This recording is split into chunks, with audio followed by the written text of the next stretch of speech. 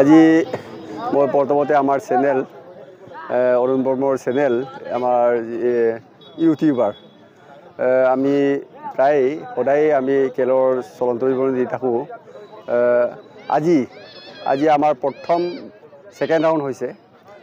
এই ছেকেণ্ড ৰাউণ্ডত আমাৰ সোণাপুৰ বনাম আমাৰ টাদুনীয়া মিচিঙৰ ফুটবল দলৰ মাজত প্ৰতিদ্বন্দ্বিতা হৈছিল। সেইমতে আমি নিৰ্দিষ্ট টাইমত দুই পক্ষে নেৰা নেপেৰা আৰু বৰ উত্তমে খেলা দেখিলোঁ। সেইমতে দুই দলে ড্ৰও কৰিলে।